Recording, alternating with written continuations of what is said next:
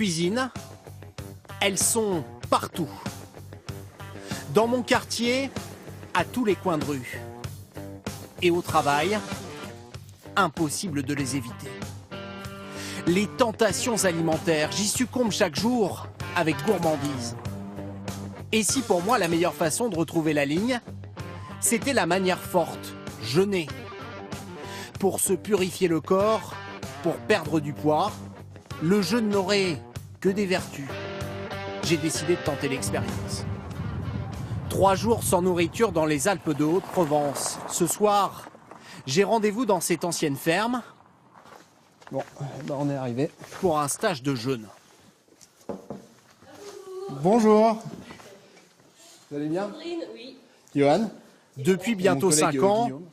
Laurent et Sandrine sont spécialisés dans l'encadrement de ce drôle de séjour, qui commence dès l'arrivée au Je suis le gîte. dernier arrivé, là. Voilà. Hein? Qu'est-ce qu'il y a de bon à manger? À manger, il y a du bouillon. Alors, on vous en a laissé un petit peu.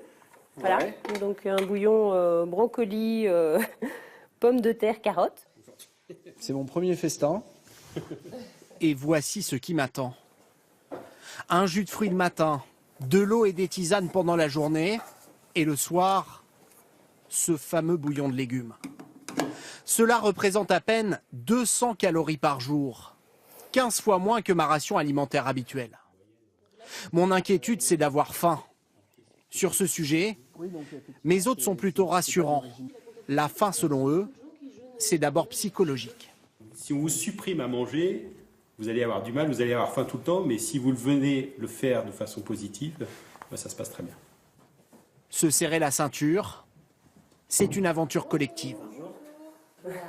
Le lendemain, je découvre mes camarades de jeûne. Cadres, retraités, Qui a dentistes, pris goût, en fait. moyenne d'âge un peu moins de 50 ans. Pour se priver de nourriture toute une semaine, Ce soir. chacun paye ici entre 480 et 620 euros. J'en ai marre de toujours m'empiffrer. On va un peu, disons, essayer de dompter son corps. Donc voilà, donc j'ai pris un rendez-vous. Moi, je viens pour. J'ai envie de faire quelque chose en détox, quoi. C'est ça, c'est pas maigrir, mais c'est vraiment. Se purifier, Oui, c'est ça? ouais. Pour se purifier, il y a les tisanes qui vont faire le grand ménage, nettoyer nos intestins. Mais pour mieux évacuer les toxines, il faut aussi transpirer. Ce matin, 12 km de randonnée à flanc de montagne nous attendent. On va passer au col là et ensuite on fait la crête. Vous voyez les deux petites montagnes, les deux petites bosses qu'on voit juste derrière? Plus de 3 heures de marche, après seulement un jus d'orange, est-ce bien raisonnable? Il y a des contre-indications médicales, hein. Il y a une liste de pathologies pour lesquelles on ne prend pas les jeûneurs. Après, il n'y a pas de pathologie. À partir du moment où on est en bonne santé, il n'y a pas de problème. Tout le monde peut marcher quelques heures par jour.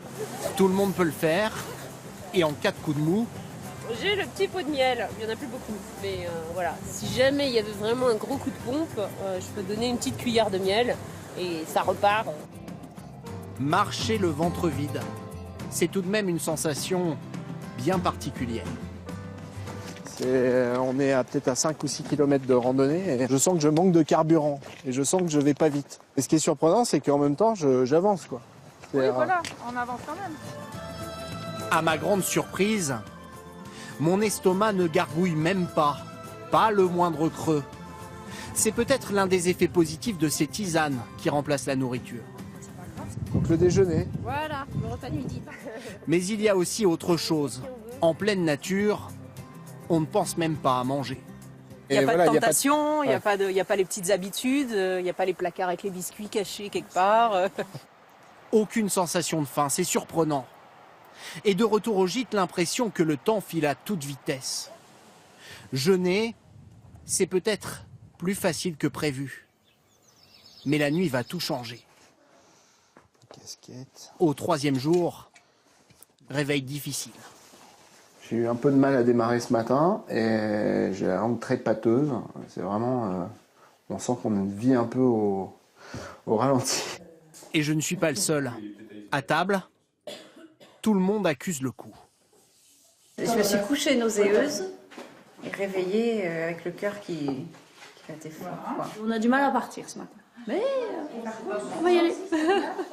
Pas question de changer le programme. Une nouvelle randonnée. Mais alors, pourquoi un tel coup de mou? Quand nous cessons de nous alimenter, notre corps puise dans ses réserves, nos muscles et notre graisse. Et ce gros effort produit beaucoup d'acide urique. L'acidité du corps augmente et donc on a tout un tas de petits symptômes liés à cet état qui sont des symptômes assez fréquents, mal de tête, quelques nausées. Les symptômes, on les ressent en se levant le matin. Une fois qu'on est levé, qu'on a remis la machine en route, qu'on est parti, tout se passe bien.